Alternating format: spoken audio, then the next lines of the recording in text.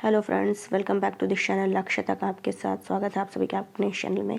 Guys, ये हम लोगों की 15 नंबर की टेस्ट सीरीज़ है, तो जिसको हम लोग इसमें 71 नंबर से क्वेश्चन से डिस्कस करने वाले हैं।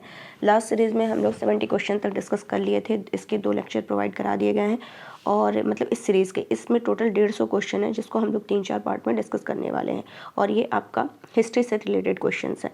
तो चलिए अब आगे हम लोग क्वेश्चन को डिस्कस करते हैं, लेकिन मेरे आंसर बताने से पहले आप लोग खुद गेस करिए कि क्या आंसर होना चाहिए, क्योंकि पढ़िए तो पढ़ने से भी ज़्यादा इंपॉर्टेंट है क्वेश्चंस की प्रैक्टिस करना, ठीक है। क्योंकि प्रैक्टिस से ही आपको पता चलेगा क्वेश्चन कैसे आता है, किस तरीके से आप वहाँ पे टिकल कर सकते हैं। तो चलिए सेशन को स्टार्ट करते हैं बिना लेट किए हुए। 71 नंबर क्वेश्चन डिस्कस करते हैं। क्या कह रहा है? कालिदास द्वारा रचित अभिज्ञान शाकुंतलम में किस काल के सामाजिक एवं सांस्कृतिक जीवन का वर्णन मिलता है?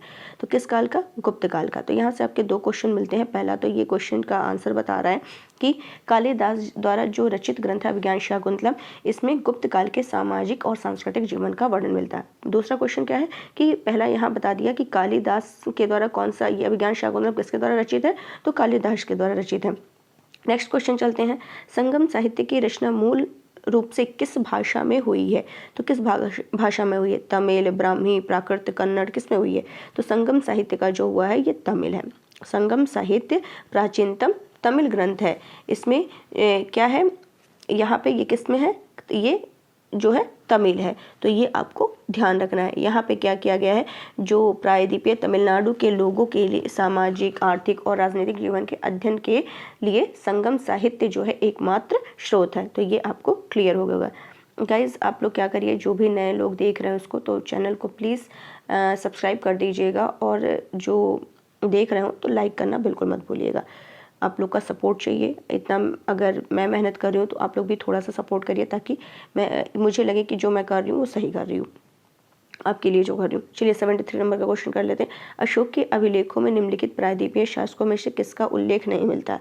तो ये तो बहुत ईजी क्वेश्चन है। चोल, चेर, पांड्य। तो किसका नहीं मिलता है?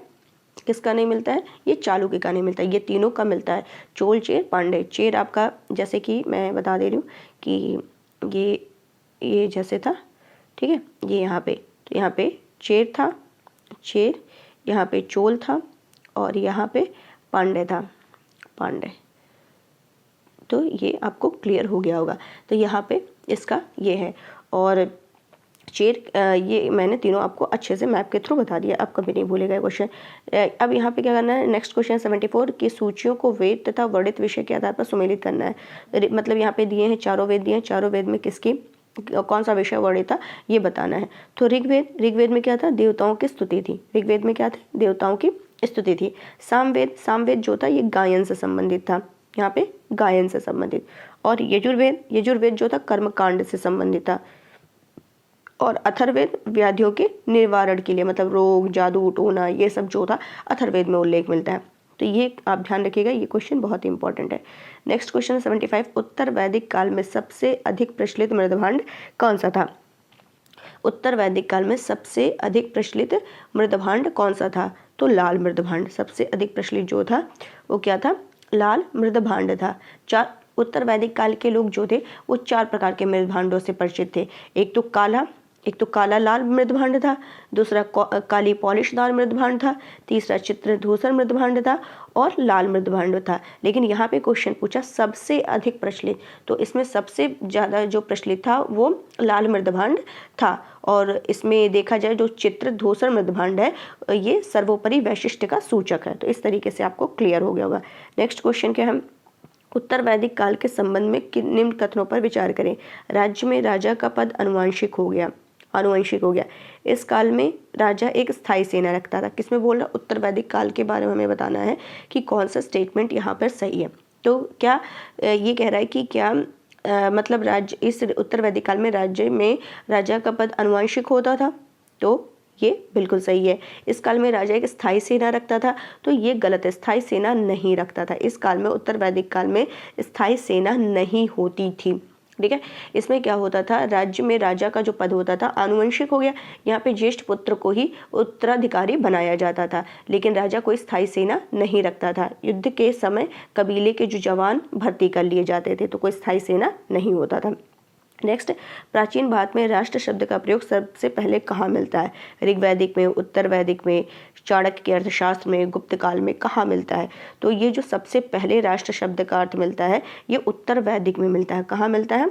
राष्ट्र शब्द का प्रयोग सबसे पहले उत्तर वैदिक काल में मिलता है। तो राष्ट्र शब्द का अर्थ प्रदेश या क्षेत्र होता है, तो ये उत्तर वैदिक काल में मिला था। 78वें नंबर का क्वेश्चन है, वैदिक काल में अश्वमेध यज्ञ करने के पीछे का मूल उद्देश्य क्या है? चलिए देख लेते हैं क्या है यहाँ पे ऑप्शन। राजा को शक्तिशाली बनाना, राज्य विस्तार करना, राजा की बढ़ती हुई शक्ति और महिमा को दर्शाना, और सामाजिक मूल्यों की स्थापना करना। तो क्या था यहाँ पे? राज्य विस्तार करना था। क्या था? उत्तर वैदिक काल में कर्मकांडीय विधान राजा को जो करते थे शक्तिशाली बनाने के लिए किए जाते थे। उस समय जो राजा होता था वो राजसूय यज्ञ करता था, जिससे ये समझा जाता था कि उसे दिव्य शक्ति मिल गई है। और बात करें अश्वमेध यज्ञ की, तो अश्वमेध यज्ञ राज्य विस्तार के लिए किया जाता था। इसमें क्या होता था कि राजा का घोड़ा छोड़ दिया जाता था, और जो घोड़ा छोड़ दिया जाता था वो जिन जिन क्षेत्रों से ये गुजरता था उन सारे क्षेत्रों पर उस राजा का क्या हो जाता था? उस पर राजा का अधिकार हो जाता था। और जो वाजपेयी यज्ञ है, 2 यज्ञ मैंने बता दिया, एक वाजपेयी यज्ञ है, इस यज्ञ में इसको रथ दौड़ भी कहा जाता था, वाजपेयी को रथ दौड़ भी कहा जाता था। तो यहाँ पर वाजपेयी यज्ञ जो होता था प्रजा के चित्त पर जो राजा की शक्ति होती थी महिमा में वृद्धि करने के लिए किया जाता था। तो ये पूरा आपको समझ में आ गया होगा। 79 नंबर क्वेश्चन क्या कह रहा है? उत्तर वैदिक काल में स्त्रियों की दशा बताना है कि उस समय क्या थी। इस काल में स्त्रियों को पुरुषों के समान अधिकार प्राप्त थे। ठीक है, इस काल में स्त्रियों को संपत्ति पर अधिकार प्राप्त था। वैदिक काल के समान स्त्रियां इस काल में भी सभा और विधत में भाग लेती थी। तो यहाँ पे क्या सही है? यहाँ पे कह रहा है कौन सा सही है, एक मिनट थोड़ा शॉर्ट करें ताकि सारे क्लियर हो। यहाँ कह रहा है इस काल में स्त्रियों को संपत्ति पर अधिकार प्राप्त नहीं था। अच्छा, मुझे लगा था है। तो यहाँ पे क्या हो जाएगा? बताना है कौन सा सही है। ठीक है, इस काल में स्त्रियों को पुरुषों के समान अधिकार प्राप्त थे, पहला तो गलत है। वैदिक काल में के समान इस काल में भी सभा समिति तथा विदत में भाग लेती थी, विदत नहीं था, सभा समिति होता था, तो ये भी गलत हो जाएगा। तो केवल 2 ऑप्शन यहाँ पे सही हो जाएगा। कौन सा ऑप्शन? 2। 80 नंबर का क्वेश्चन क्या कह रहा है? उत्तर वैदिक काल के धार्मिक विश्वासों के संदर्भ में निम्नलिखित कथनों में कौन से कथन सत्य हैं? इस काल में आराधना मुख्य रूप से यज्ञों द्वारा होती थी। इस काल में प्रजापति देवताओं को सर्वोच्च स्थान मिलता था। तो ए ऑप्शन सही है, बी ऑप्शन सही है, दोनों सही है या कोई नहीं सही है? तो उत्तर वैदिक काल में आराधना मुख्य रूप से यज्ञों द्वारा होती थी। इसमें क्या बताना है कि कौन सा सही है? तो बिल्कुल सही है कि यज्ञ के द्वारा होती थी, क्योंकि यज्ञ के बारे में ज़्यादा उसमें प्रचलन में था और प्रजापति देवता को सर्वोच्च स्थान मिला था, ये भी सही है। तो दोनों स्टेटमेंट यहाँ पे राइट है। परवर्ती वैदिक काल में रचित उपनिषद ग्रंथों का मूल विषय क्या था? परवर्ती वैदिक काल में रचित उपनिषद ग्रंथों का मूल विषय क्या था? यज्ञ सहित सभी कर्मकांडों का वर्णन, आत्मा और ब्रह्म का ज्ञान, देवताओं की स्तुति, सामाजिक और धार्मिक रीति रिवाजों का संकलन। तो यहाँ पे क्या आंसर सही होना चाहिए? तो जो परवर्ती वैदिक काल था, उत्तरवर्ती वैदिक काल था, इसमें जो उपनिषदों का मूल विषय था ये था आत्मा और ब्रह्म का ज्ञान। तो बी ऑप्शन यहाँ पे राइट है। नेक्स्ट क्वेश्चन क्या कह रहा है? वैदिक काल के समाज में सबसे छोटी और बड़ी इकाई को किन नाम से जाना जाता था? तो सबसे छोटी जो होती थी इसमें क्या कहते थे? परिवार सबसे छोटी इकाई होती थी। परिवार जो होती थी सबसे छोटी इकाई होती थी, और उस परिवार को क्या कहा जाता था? कुल कहा जाता था। क्या कहा जाता था? कुल कहा जाता था। और कुल के जो प्रधान होते थे उनको कुलपा कहा जाता था। क्या कहा जाता था? कुलपा कहा जाता था। और बहुत से परिवार का समूह जब मिल जाता था तो वो क्या कहलाता था? ग्राम कहलाता था। क्या कहलाता था? ग्राम। और उनका जो प्रधान होता था वो ग्रामणी कहलाता था। ग्राम की इकाइयाँ जुड़कर विश्व कहलाती थी। तो यहाँ पे जो सही है कुल और जन सही है कि वैदिक काल में सबसे छोटी जो इकाई होती थी वो कुल होती थी, कुल का प्रधान कुलपा कहलाता था, और जन जो होती थी वो बड़ी इकाई होती थी। इस तरीके से आपको क्लियर हो गया होगा। तो अगर मैं बताऊं तो कुल का प्रधान कुलपा कहलाता था, और बहुत से परिवार जब मिल जाते थे तो उनका जो समूह होता था वो ग्राम कहलाता था, ग्राम। और इनका जो प्रधान होता था वो ग्रामणी होता था। ग्राम की इकाइयाँ जुड़ती थी तो वो क्या कहलाती थी? ग्राम की इकाइयाँ जब जुड़ती थी तो वो कहलाती थी विश कहलाती थी, और इनका प्रधान जो होता था विशपति कहलाता था। और विश ये भी जब मिल जाते थे तो क्या कहलाता था? जन कहलाता था। और जन के जो प्रधान होते थे जनपति होते थे। और इस तरीके से आपको पूरा क्रमशः क्लियर मैंने कर दिया है। नेक्स्ट क्वेश्चन है कि निम्न में से चोल साम्राज्य का संस्थापक किसे माना जाता है? राजेंद्र प्रथम को, राजराज को, विजयालय को, करईकाल को? चोल साम्राज्य का संस्थापक जो है ये किसे माना जाता है? ये माना जाता है विजयालय को। चोल साम्राज्य की जो स्थापना हुई थी 850 में हुई थी। 850 ईस्वी में किसने किया था? विजयालय ने किया था। चोल साम्राज्य की स्थापना किसने किया था? 850 में विजयालय के द्वारा किया गया था। यहाँ पे इन्होंने क्या किया था? जो कांची थी, कांची के जो पल्लव थे इनको हरा दिया था और ये आपको क्लियर हो गया होगा। नेक्स्ट क्वेश्चन है किस नंबर का क्वेश्चन है? 84 नंबर का है। दक्षिण भारत के किस क्षेत्र को तोंड मंडलम के नाम से जाना जाता है? दक्षिण चेर राज्य को, पूर्वी कन्नड़ को, दक्षिण तमिल देश को, मराठावाड़ क्षेत्र को? किसको जाना जाता है? तो यहाँ पर जो दक्षिण तमिल देश है उसी को तोंड मंडलम के नाम से जाना जाता था। नेक्स्ट क्वेश्चन है कि तंजौर का प्रसिद्ध जो राजराजेश्वर मंदिर है इसका निर्माण किस शासक के द्वारा किया गया था? बहुत ही इंपॉर्टेंट ये क्वेश्चन है, स्टार बनाइए कि तंजौर का प्रसिद्ध राजराजेश्वर मंदिर जो है ये किस शासक के द्वारा किया गया था? पुलकेशिन द्वितीय, राजेंद्र प्रथम, राजराज या नंदी वर्मन? किसके द्वारा किया गया था? तो ये जो किया गया था ये राजराज के द्वारा। इसी पे देखिए, इसको बिल्कुल रटने की जरूरत नहीं है, यहाँ राजराजेश्वर दिया है, राजराजेश्वर, तो इन्हीं के नाम पर पड़ा था, तो आप आराम से इसको कह सकते हैं राजराज के द्वारा ये इस मंदिर का निर्माण किया गया था। नेक्स्ट क्वेश्चन है 86 नंबर का क्वेश्चन, एक मिनट, हम तंजौर का प्रसिद्ध राजराजेश्वर, ठीक है, या बृहदेश्वर? राजराजेश्वर को किस नाम से जाना जाता था? बृहदेश्वर के नाम से भी जाना जाता था। तो इसमें बताना है, इस पर इन कथनों पर विचार करना कि कौन से सही है। बृहदेश्वर मंदिर विश्व में अपनी तरह का पहला और एकमात्र मंदिर है जो कि ग्रेनाइट का बना हुआ है, ठीक है। सेकंड नंबर पॉइंट है, यह मंदिर भगवान शिव की आराधना को समर्पित है। थर्ड ऑप्शन है, इस मंदिर को यूनेस्को ने विश्व धरोहर घोषित किया है। तो यहाँ पे कौन सा सही है? तो यहाँ पे फर्स्ट, सेकंड, थर्ड तीनों ऑप्शन बहुत एकदम करेक्ट है कि ये जो विश्व में अपनी तरह का पहला और एकमात्र ऐसा मंदिर है बृहदेश्वर मंदिर, जो तंजौर में, पूछता है बृहदेश्वर मंदिर कहाँ है, तो तंजौर में, ये भी पता होना चाहिए। और ये किसका बना है? ग्रेनाइट का बना है। और बृहदेश्वर मंदिर है तो ये शिव जी को समर्पित है। तीसरा, यह यूनेस्को ने इसे विश्व धरोहर घोषित किया है। नेक्स्ट क्वेश्चन, गंगईकोंड चोलपुरम की स्थापना किस चोल शासक के शासन काल में की गई थी? राजेंद्र प्रथम, परांतक प्रथम, राजराज या राजेंद्र सेकंड? किसके उसमें की गई थी गंगईकोंड चोलपुरम की स्थापना? तो ये आपका किया गया था राजेंद्र प्रथम के समय में गंगईकोंड चोलपुरम की स्थापना की गई थी। और ये जो ये है राजेंद्र प्रथम के, जैसा कि मैंने बताया कि इन्होंने क्या किया था, राजेंद्र प्रथम ने कलिंग के रास्ते बंगाल पर इन्होंने एक सैनिक अभियान किया था।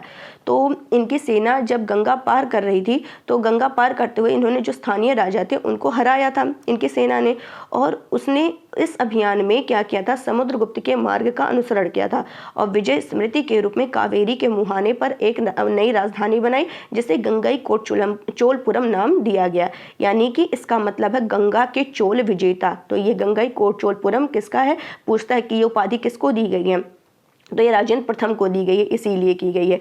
तो ये आपको क्लियर हो गया होगा। नेक्स्ट क्वेश्चन है, किस चोल शासक ने अपने साम्राज्य विस्तार हेतु श्रीलंका पर आक्रमण किया था? तो किसने किया था? राजेंद्र प्रथम ने किया था।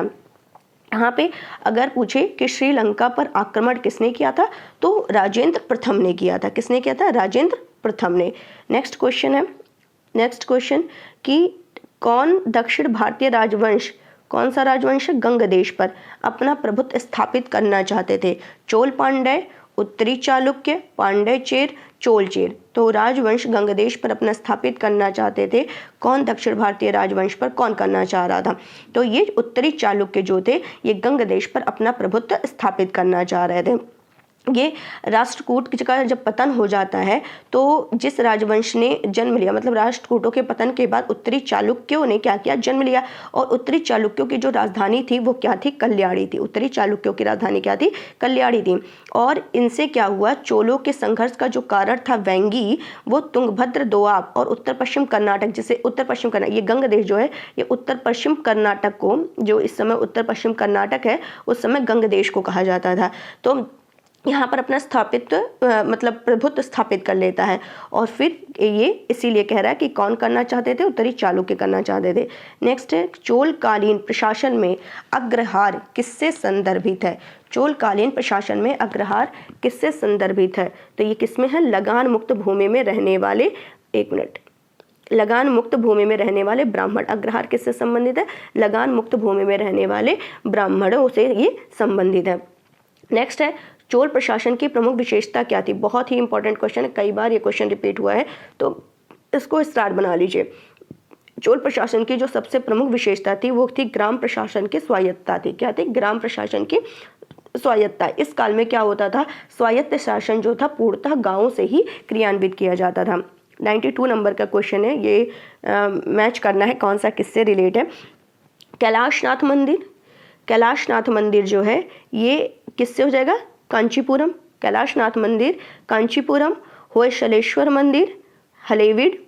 बृहदेश्वर मंदिर, अभी तंजौर का बृहदेश्वर मंदिर अभी जस्ट हम लोगों ने क्वेश्चन सॉल्व किया है। और गोमतेश्वर मंदिर श्रवणबेलगोला। श्रवणबेलगोला, यहाँ श्रवण लिखा है, श्रवणबेलगोला होता है, तो यह इसका जो गोमतेश्वर से है, बृहदेश्वर तंजौर से है, होयसलेश्वर हलेबीड से है, कैलाशनाथ मंदिर कांचीपुरम से संबंधित है। नेक्स्ट क्वेश्चन, निम्न मंदिरों में किसका निर्माण चालुक्य शैली में हुआ है? कांची का कैलाशनाथ मंदिर, होयसलेश्वर मंदिर, या फिर एक मिनट ऊपर चलते हैं, बृहदेश्वर मंदिर, या उपर्युक्त सभी। तो यहाँ पे देखा जाए तो इसका जो आंसर होगा ये आपका होयसलेश्वर मंदिर है। होयसलेश्वर मंदिर का निर्माण जो है चालुक्य शैली में हुआ है। होयसलेश्वर मंदिर का निर्माण चालुक्य शैली में हुआ है। इसमें क्या है कि ये होयसलेश्वर मंदिर जो है ये धारवाड़ जिले में है और होयसलों की राजधानी जो है हलेबीड में स्थित था और इसे होयसल राजवंश के शासकों ने बनवाया था। तो ये भी आपको क्लियर हो गया होगा।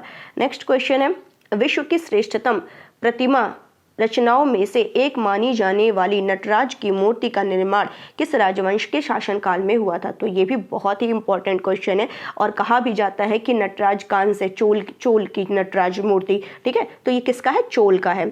चोल का जो है ये मतलब अगर देखा जाए चोल काल में दक्षिण भारत में मूर्ति कला की ऊंचाई को स्पर्श किया, चोल काल में देखा गया। तो यहाँ पे सबसे अच्छा इसका उदाहरण जो मिलता है वो नटराज की प्रतिमा में देखा जाता है और ये प्रतिमा किससे बनी हुई थी? कांस्य से बनी हुई थी। किससे? कांस्य से। और जो गोमतेश्वर की मूर्ति है जो इसी का उदाहरण है। नेक्स्ट क्वेश्चन, कन्नड़ काव्य के रत्न माने जाने वाले पंपा, पुन्ना, रन्ना का संबंध किस संप्रदाय से था? तो बौद्ध, नैनार, जैन, अलवार किससे संबंधित था? तो ये अलवार से संबंधित था। किससे संबंधित था? ये अलवार से। ये पंपा, पुन्ना और रन्ना कन्नड़ साहित्य के त्रिरत्न माने जाते हैं। नेक्स्ट क्वेश्चन है 96 नंबर का क्वेश्चन, निम्नलिखित पर युग्मों पर विचार करना है। यहाँ पे बताना है कौन किससे संबंधित है। क्या चोल कंबन से संबंधित है?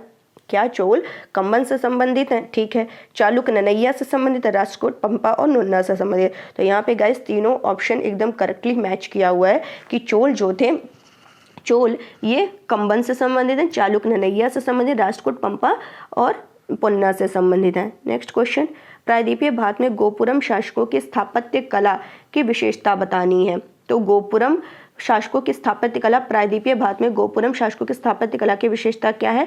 पांड्य है, चालुक्य है, होयसल है, चोल है। तो क्या हो जाएगा यहाँ पे? पांड्य।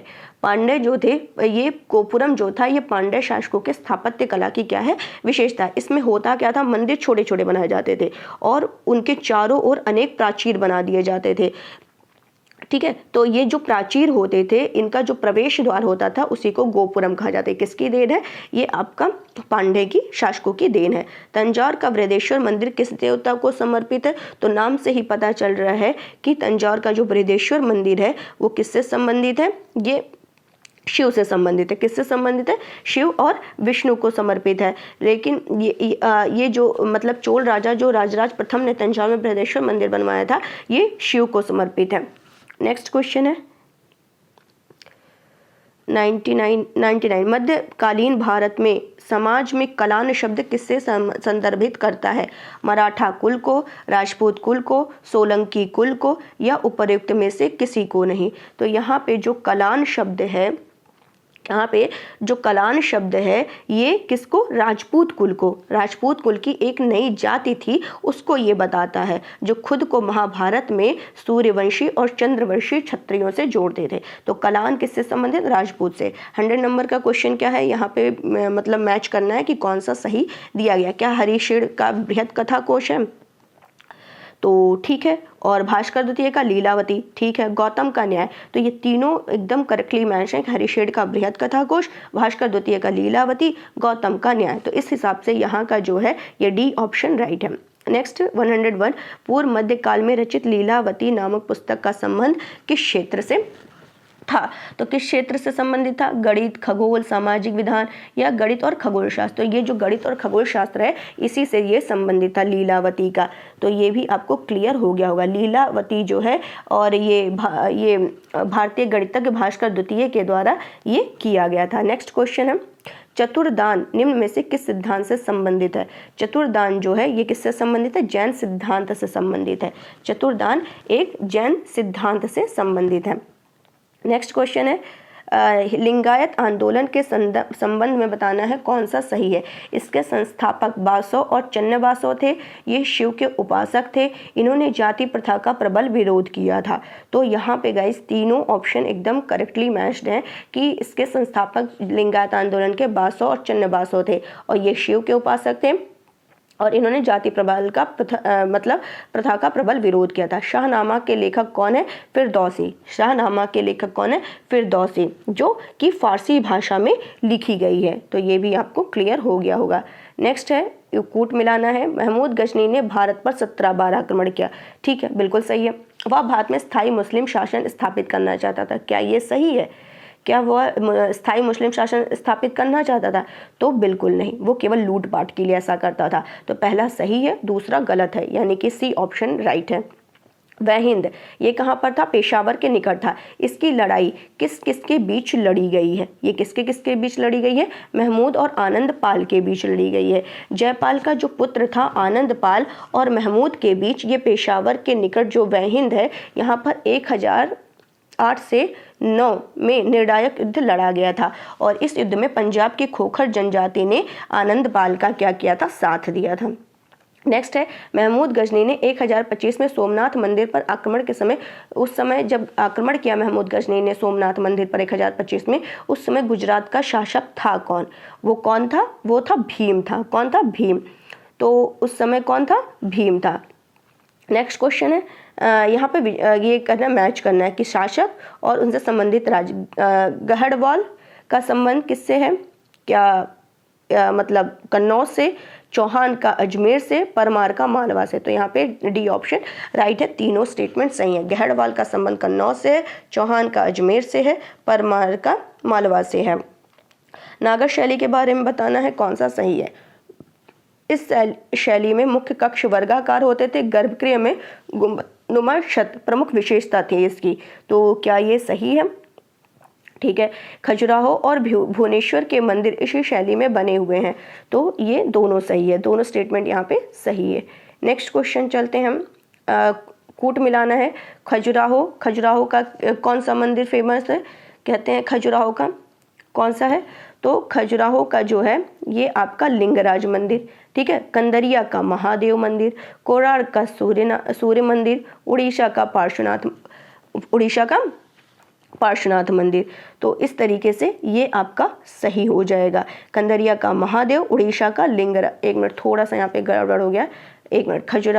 कोणार्क का सूर्य मंदिर, कंदरिया का महादेव मंदिर, उड़ीसा का लिंगराज मंदिर, खजुराहो का पार्श्वनाथ मंदिर। ए का 2 हो जाएगा, बी का 1 हो जाएगा, सी का, एक मिनट कौन सा होगा, हाँ 2, एक मिनट 2 यहाँ पे क्या मैंने मिलाया है फिर से बताते हैं। खजुराहो का, एक मिनट जो पहले क्लियर हो वो, कोणार्क का सूर्य मंदिर, ओडिशा और खजुराहो का, कंदरिया का महादेव मंदिर, ठीक है। कंदरिया का बी का 1 हो गया और ए का 2 हो गया और कोणार्क सी का 4 हो गया। तो यानी कि सी ऑप्शन, यहाँ पे सी ऑप्शन क्या है, राइट है, ठीक है। यानी ए का 2, जैसा कि मैंने बताया था, खजुराहो का क्या हो जाएगा, पार्श्वनाथ, कंदरिया का महादेव, कोणार्क का सूर्य मंदिर, उड़ीसा का लिंगराज मंदिर। 111वां, किस मंदिर का निर्माण नागर शैली में हुआ है? तो किस मंदिर का निर्माण हुआ है? तो ये वाला, इसको छोड़ करके, मतलब कह रहा है किस, मतलब नागर शैली में किसका नहीं हुआ है? तो किसका नहीं हुआ है?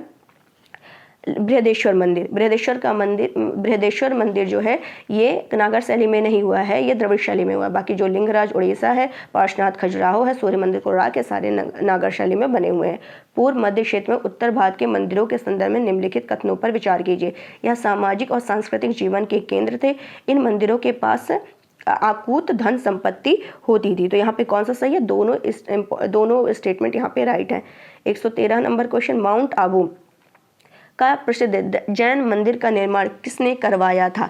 तो किसने करवाया था? वास्तुपाल ने करवाया था। माउंट आबू दिलवाड़ा का जो प्रसिद्ध मंदिर है, ये भीमदेव प्रथम का मंत्री था वास्तुपाल, इन्होंने ही इसको बनवाया था। तराइन की लड़ाई किनके बीच लड़ी गई थी? तराइन की लड़ाई किनके बीच? मोहम्मद बिन साम और पृथ्वीराज चौहान के बीच। नेक्स्ट क्वेश्चन, किस भारतीय शासक ने मोहम्मद गौरी को सबसे पहले पराजित किया था? तो किसने कराया था? तो इसने मोहम्मद गौरी ने क्या किया? 1178 में, मोहम्मद गौरी ने 1178 में गुजरात पर आक्रमण किया था। उस समय जो थे भीम द्वितीय जो था, कौन था? भीम द्वितीय, ये माउंट आबू के निकट गौरी से मुकाबला करता और पराजित उन्हें कर देता है, और यह गौरी की भारत में पहली मतलब हार थी। तो भीम द्वितीय आंसर सही हो जाएगा। मोहम्मद गौरी ने भारत पर अंतिम आक्रमण किसके विरुद्ध किया था? मोहम्मद गौरी ने भारत पर अंतिम आक्रमण किसके विरुद्ध किया था? तो किसके विरुद्ध किया था? खोखर जाति के विरुद्ध किया था। दिल्ली सल्तनत में तुर्कान ए चहलगानी कौन थे? तो ये कौन थे? ये आपके तुर्क सरदार थे। तुर्क चहलगानी कौन था? तुर्क सरदार था। तो इतना आपको क्लियर हो गया होगा। तो 118 से बाकी जितने बचते हैं ये हम लोग नेक्स्ट सेक्शन में पूरा कंप्लीट कर देंगे, 150 क्वेश्चन। आज के लिए बस इतना ही रखते हैं, और उम्मीद है आपको अच्छा लगा होगा। तो प्लीज़ इसको ज़्यादा से ज़्यादा लाइक करिए, शेयर करें, सब्सक्राइब करना बिल्कुल मत भूलिए। Thank you so much.